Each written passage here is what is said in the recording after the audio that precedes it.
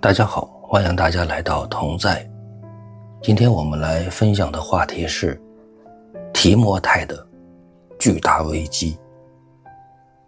那么看题目大家就知道，今天我们要讲的人物是提摩太。那么今天要分享的经文呢有两段，第一段呢是提摩太前书的4章14节，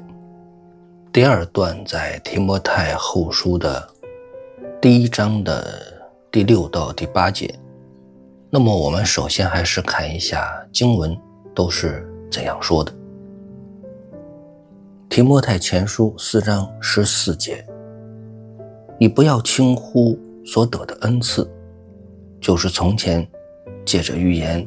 在众长老按手的时候赐给你的。那么我们再来看提摩太后书的第1章第6到第8节，为此我提醒你，使你将神借我按手所给你的恩赐再如火眺望起来，因为神赐给我们不是胆怯的心，乃是刚强、仁爱、谨守的心。你不要以给我们的主做见证为耻，也不要以我这为主被囚的为耻，总要按神的能力与我为福音同受苦难。这两段经文分别在提摩太前书和提摩太后书。我们知道这两卷书是使徒保罗写给提摩太的书信。那么提摩太前书的时候，圣经很明确地指出了保罗把提摩太留在以弗所教会。后书虽然没有提到当时提摩太在哪里，但是呢，我们相信此时的提摩太也应该在小亚细亚的附近，因为以弗所教会是一个中心教会，周边有很多它的分会。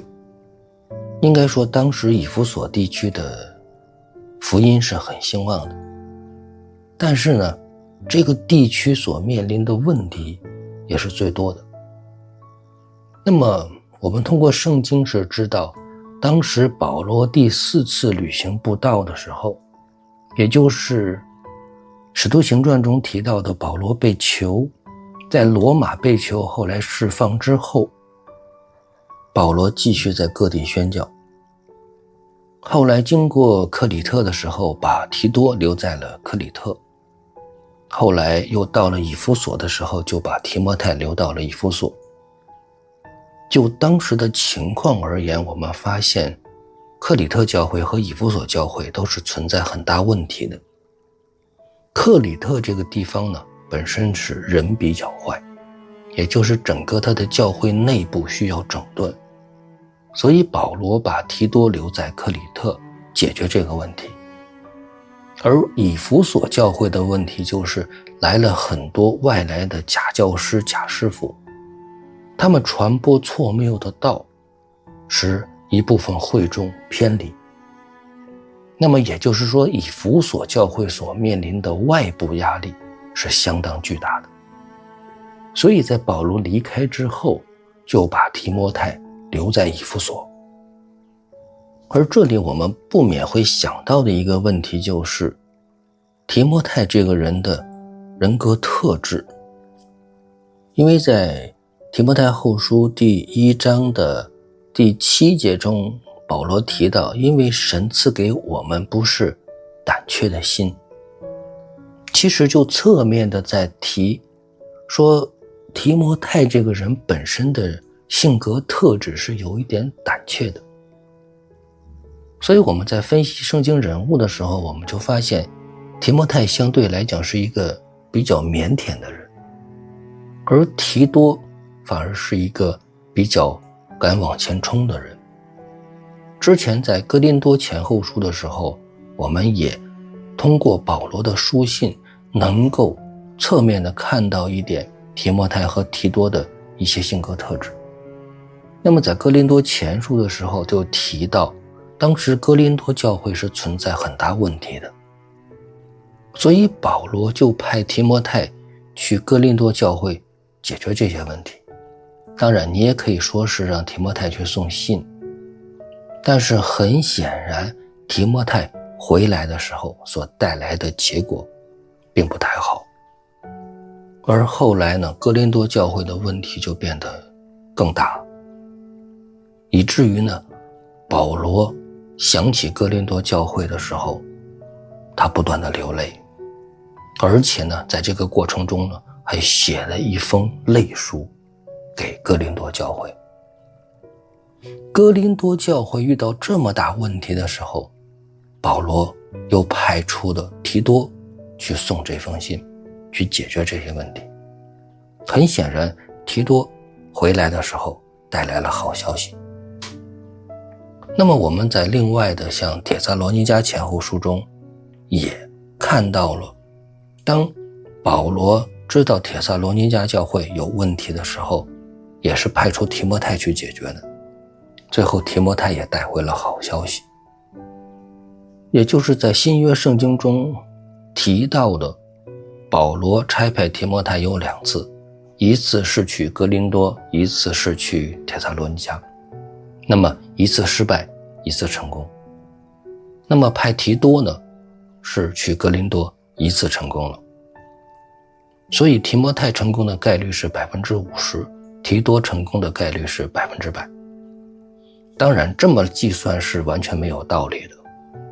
我们也不能因为这件事情呢就说提多的能力就比提摩太要强，肯定不是这样的。只是说这样的一种记载会给我们造成一种假象，好像是觉得提多呢人物性格是比较勇敢，提摩太相对来讲比较懦弱，好像是有这样一种感觉。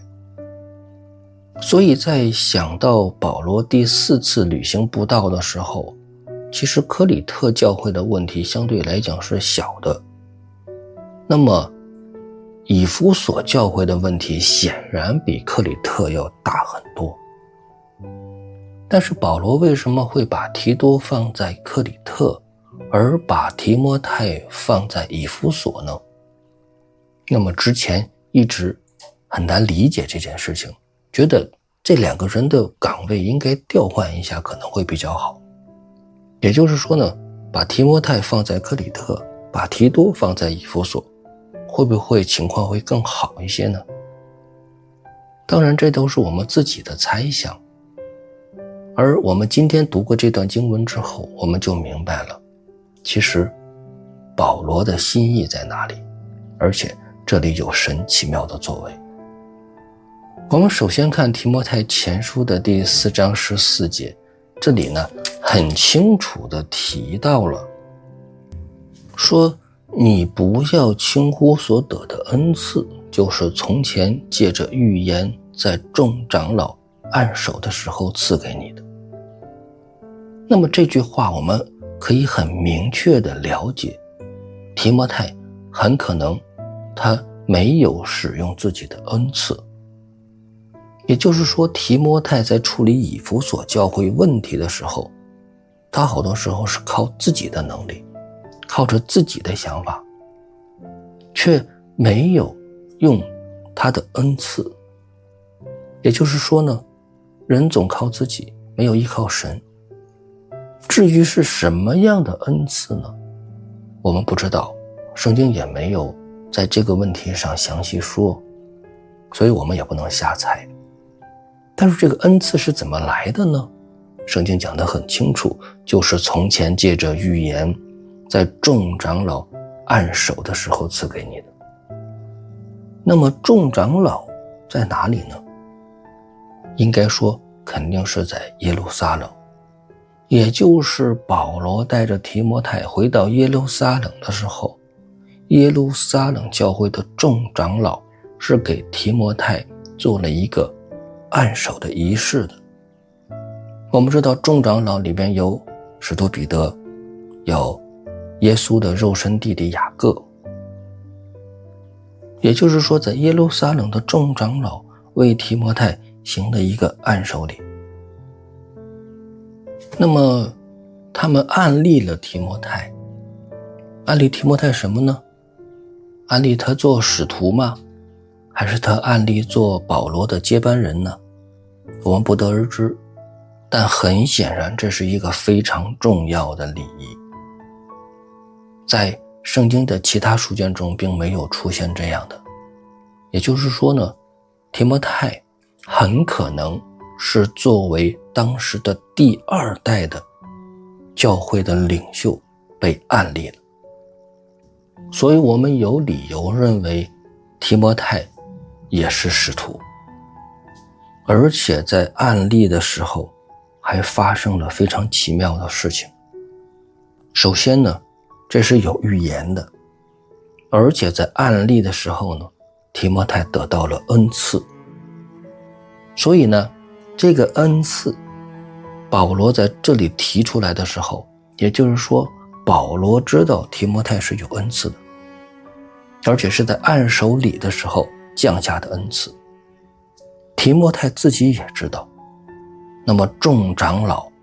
也知道他的恩赐，这是很稀奇的事情。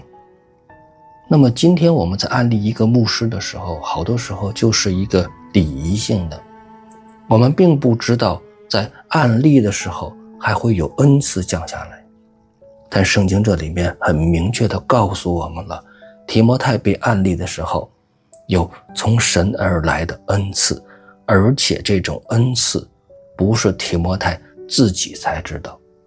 是在场的所有人都知道这件事情。接下来我们来到提摩太后书的第1章第6节到第8节。那么在这里保罗再一次的提醒他，就是保罗再一次提醒提摩太。保罗说，当时我为你按手的时候你是有恩赐的，我再一次提醒你，你要想起这件事情，你要使用你的恩赐用在你的服事中，这样你所服事的教会福音才能更加的兴旺。那么第7节中保罗很明确地提到了，也就是说提摩太你现在是一个胆怯的人，你的心比较胆怯，也就是说呢，你自身的人物特性目前在占据着你整个的身体，但是这样是不对的。你要使用你的恩赐，用从神而来的这一部分能力来影响你的服事。也就是说，从神而来的并不是叫人胆怯，而是刚强、仁爱、谨守。那么什么是刚强、仁爱、谨守呢？那么在圣经的新译本中，它所翻译的是能力、仁爱、自律。能力，也就是说神是赐给你能力的。在圣经中我们知道，像行异能、医治，这都是能力。这些能力并不是来自于你自身的，而是从神而来的。所以在初代教会中有很多的这种神迹奇事，发生各种的神迹啊、医病啊，这样的事情是很多的。也就是说，这种恩赐赐下来的时候，你会有能力，你会使用这些能力。当年耶稣与门徒路过撒玛利亚的时候，那个村子不接待他们，约翰和雅各不是跟耶稣说，要不要我们降天火下来把他们烧灭吗？这就是能力。也就是说，初代教会的时候，很多的这些门徒使徒，他们是可以掌握一些超自然的能力的。那么保罗在这里说呢，不仅有能力，你还要有仁爱。也就是说，你做这些事情的时候，你要用你的爱心去做，而不是为了做而做。今天一些个基督徒找牧师祷告的时候，牧师要用爱为你祷告，而不是为了应付工作。所以说，作为牧者而言，那么你做什么事情一定要出于自己的爱心。如果你所做的这些事情不是在爱中，那么在神那里是不作数的。那么除了能力仁爱之后，还有自律，和合本翻译为谨守。也就是说呢，你有这样的表现了，你有这样超乎常人的能力了之后，你要懂得保守自己。很多大有能力的传道人是受弟兄姊妹爱戴的，是受人敬仰的。当人把你抬到很高的时候，你要明白，所有的能力不是你的，这是从神而来的。所以呢，你要清楚自己还是要依靠神，而不是你自己有多么厉害。那么这里很明确的就是提摩太在这个地区服侍的时候出现了问题，他没有使用神赐给他的这些恩赐，而是一直用自己的能力去服侍，所以效果不好。所以呢，在对抗这些巨大的外部压力的时候，也就是这些假教师、假师傅、假先知的时候，提摩太没有能力去对抗，以至于整个以弗所教会，或者是扩展到整个小亚细亚地区的教会，这些个人都在对抗福音。因为我们看到提摩太后书的第1章15节中，保罗说，凡在亚细亚的人都离弃我，这是你知道的。虽然这句话说的比较夸张，但是也侧面的印证了亚细亚地区的情况是非常不妙的。然而呢，提摩太在这个地区处理这些问题的时候，却没有使用从神而来的能力，以至于提摩太把自己陷入了巨大的危机之中。这就是提摩太所面对的危机，而保罗给提摩太拿出来的解决方案就是，你不要靠自己，你要靠着恩赐。而这个恩赐你自己明明知道，我也知道，众长老大家都知道。那么有神的恩赐，你为什么不用呢？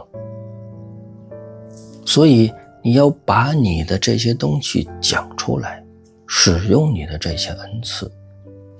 保罗说，你要为主做见证，为主做见证不是羞耻的事情。虽然保罗现在被囚在罗马，也不是一件羞耻的事情。你就按照神给你的能力，在这样混乱苦难的局面中走出自己的这条路。所以有的时候我们是不是发现，其实提摩太这个人的人物性格与保罗其实是有一些相像的。其实保罗自身的人物性格有的时候也是有一点胆怯，但是呢，人靠自己就是软弱的，你依靠神就是刚强的。所以这里教导我们的就是，基督徒都是有恩赐的，我们不要觉得只有牧者才有恩赐。神在教会中赐下各样的恩赐，我们每个人都有恩赐，但是呢，你要善用你的恩赐，而不是靠你自己。人的能力是有限的，只有你依靠来自于神的能力，你才能在这个混乱苦难的世界中活出神儿女当有的荣耀。弟兄姊妹，